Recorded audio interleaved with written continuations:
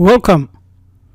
As a Christian, a Jew, or a Muslim, if you read Micah 4 verse 5, it tells us that all the nations may walk in the name of their gods, but we will walk in the name of the Lord our God forever and ever. As for every melanin dominant human being, this verse may actually be referring to our divinity, so-called gods or goddesses, Mondoro, Amalinda, Orishas, and known by many other names in many other tribes that predated every Hebrew, every Muslim, and every Christian. So Christianity, Islam came from Judaism, which is portrayed as purely monotheistic.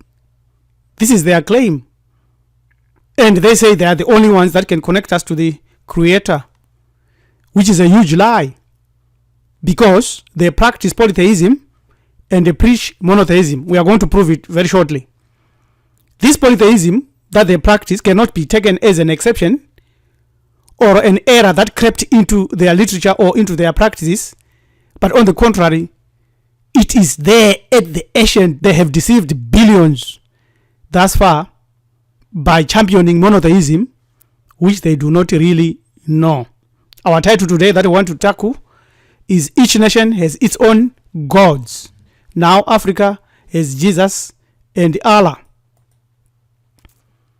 While each nation has its own gods or divinities, Africa has been forced or manipulated to accept Jesus and Allah, accept their own. Even our African governments, our African leaders, prominent people, they do not even at any given point in time promote our own divinities. What can we do? Christians, Jews, Muslims do not hide their polytheistic beliefs.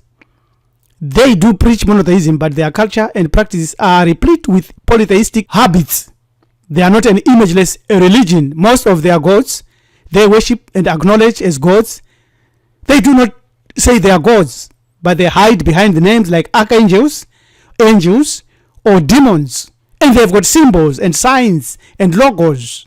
So they can't be monotheistic. For Muslims who claim to be monotheistic and lambast others for worshipping idols, they have got what is known as the black stone.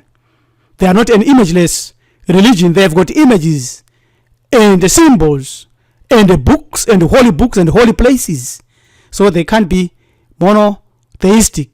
On one hand, the Bible, which is the major source of the Quran, acknowledges many gods and portrays Yahweh as competing and in competition with these other gods. He says, "You shall not have no other gods before me." And he said he's a jealous God, punishing the sins of the fathers upon the children unto the third and fourth generations of them that hate him. In the Old Testament, we realize that they are the sons of gods who are transformed as fallen angels. In Genesis 6:2, the sons of God saw that the daughters of men were beautiful. Genesis 6:4, the sons of God came into the daughters of men. Job 1:6, the sons of God came to present themselves before the Lord. Job 2, Job 38, all the sons of God shouted for joy when the earth was being created. And this word God is Elohim, is plural. So the Bible is the major source of our polytheistic philosophy. Then the question is, how did the mighty melanin dominant human race collapse? Why? What happened so that at the end of the day, and we bow down and worship the divinities of those that colonized us? We were so advanced. You can see here the Sun Temple of Nusere in Memphis, 2400 BCE. It is clear that we were powerful and we were so wonderful and so intelligent.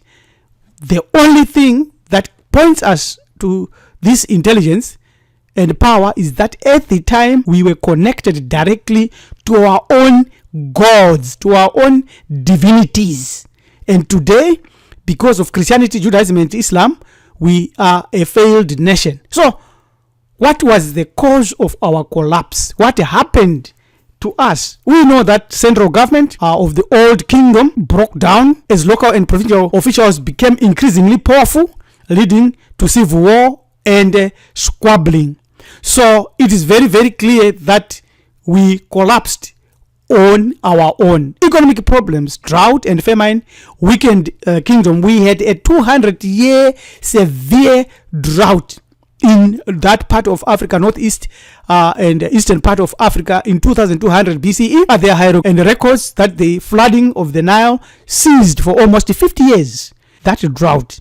There is an explanation that you may not accept or agree to, but it is a credible explanation because our ancestors named a divinity after that incident. We failed to deal with the forces of this divinity. Ububi or Shata, the Greek calls him, set of Apophisa or Apopipa. This is the god of chaos, darkness, the desert, and the drought. There is our king. This divinity represents the principle of evil and negation or negativity. You can see him here. He was now transformed as Shaitan in Islam, as Satan in Christianity, and the devil in modern language. Because of that, our failure to control and harness and use this negative force for our advantage, we became confused, weak, and Shata allowed other races to overrun us. These other races know the real centers of our power, and one of those centers lies with the divinities or the gods. So they easily substituted these gods and gave us their fictitious man-made divinities. Through our zeal and our belief, we empower these divinities every Sabbath, every Sunday, every Friday when we attend the mosque or the church or the synagogue. Our real enemy, Shata, then is having a field day. If you are a melanin dominant human and at the same time a Christian, a Jew, a Muslim, or anything else other than thyself being melanin dominant and your culture and cultural congruence, rest assured you have been deceived by these religions purportedly championing monotheism, which they do not know. Divinization is our earthly work through Maatic or Unu principles. To achieve this earthly goal, intense and practical purpose involves actualizing natural science merged with morality practiced as Maati, Unu, Nzoputa, Ubantu, Isindiso, Chipulumutso, intellectual development with spirituality and religion attached to agriculture. This is what Marifado Family Group is advocating and teaching. What has this got to do with us as melanin dominant human beings? The highest goal of moral and technical education in ancient Africa was for a person to become divinized, whilst still flesh and blood, for the purpose of death. Becoming divinized has now been lost to us due to the forfeiture of our own gods for other people's gods. The forfeiture goes on in our misunderstanding of the battle of the gods which lies within us. As Horesu and Shata, the devil, you need to become Horesu to conquer your lower demons of self, or Shata Ubuwi, where only then will your lower nature, the two of the bar, support the soul, the higher self, the divine self. Sadly, billions are unaware of these forces of nature alive within them, and they look outside themselves as Christians, as Jews, as Muslims, etc., for these same forces of nature which always lie dormant within them and only activated negatively by the cues given in these religions. Our stolen divinities are now disguised as angels. Each nation has its own gods. Now Africa has Jesus and Allah. This is the source of the angels you find in all religions, which is our ancient Enid, the 9 divinities, beginning with Atema, which means dark or us, and Ra, Shu, Tefnat, Ged, and Nute, Nephthys, Ausari, Isisu, and Shata. And these give us Anobisa and Oresu. Our 9 divinities now are found in many other religions, as the 9 choir angels found in Christianity as well as in Islam. These are the divinities or so-called angels in Islam, who teaches you that they are monotheists when they have got angels that they borrowed from our 9 divinities in ancient Hamid. This is very, very clear and very, very straightforward. These are the angels in Islam and their divinities. I'll give an example, a simple example. Jibril or Michael, messages, or maybe this is the man who gave Muhammad the message. Straightforward. And the seraphim, you know them, and the virtues, as well as the cherubim, the thrones, the dominions, the powers, the principalities, the archangels, as well as other angels in Christianity. This is it. They stole from you, and they teach you not to worship them. In the Brahma Samhita, a Sanskrit Pankarata text composed of verses and prayers, you find that they have changed our divinities. In chapter 6, verse 6 of 1-2, it says, the Lord was dressed in yellow garments or golden garments and had blackish complexion, a muntu. And now they changed him, Lord Krishna, to look like that. In India, that's what happened. Again, in the same place, in India, we have Buddha who was like that, whom they changed to look like this. This is proof. There is proof of it everywhere. All of that is ours. Our great spirit Isisu looked like this, and now Mother Mary, she looks like that. Even Semiramis now looks like that, or Ishtore looks like that. The god of healing, Imutepo, his mother Kareduanku looked like this, and now they look like that. And they tell you that Hippocrates is the father of medicine. The Q is in the word hypocrite, so you don't need to worry much about that.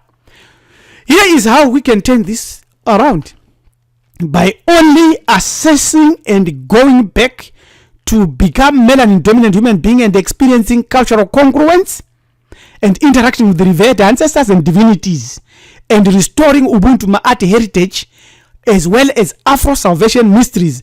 That's the way we can turn around the clock and become again a nation of greatness.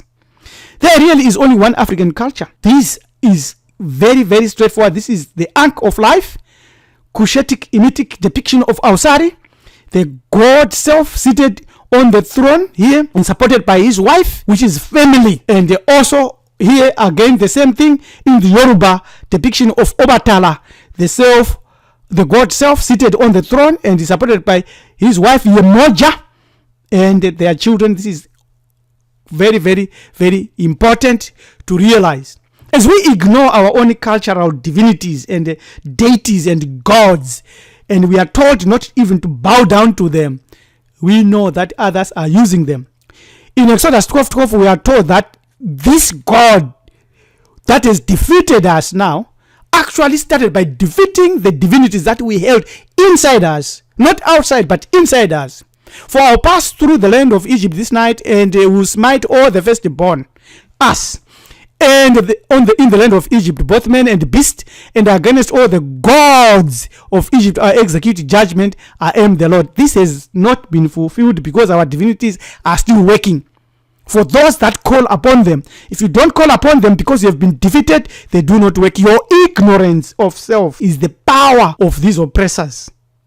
Now, you must know that if Moses was learned in all the wisdom of ancient Egypt, what did he learn? It's about what we know, what we share as the divinities.